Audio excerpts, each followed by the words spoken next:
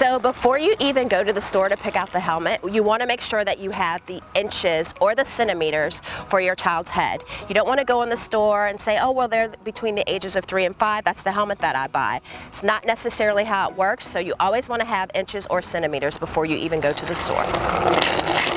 So I'm here with my friend Brooks. Brooks is 4, and we're going to measure his head. So when we measure Brooks' head, it looks like he is almost 21 inches.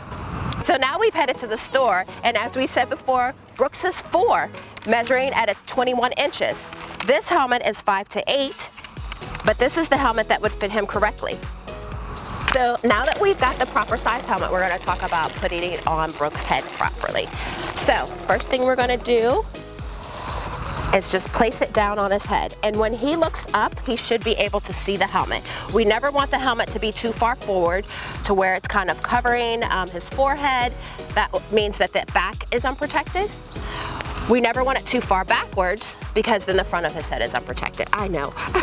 And it can be a challenge sometimes getting them to wear their helmets, but believe me, it's well worth it keeping them out of our emergency rooms. So after we put it on his head and it's sitting there comfortably, the next thing we want to do is make sure that he has V's on both ears. So we never want 2 straps in front, 2 straps in back. We always want the V's around his ears. After that, lift your chin up and we are going to buckle. And we don't want to see any excess harness hanging from his chin. We want it comfortable so that he'll wear his helmet, but we don't want it so loose that it's not properly on his head. Can you open and close your mouth for me? Perfect. So after opening and closing his mouth, we see that the helmet will kind of push down a little bit and come back up. That lets us know that it's on properly.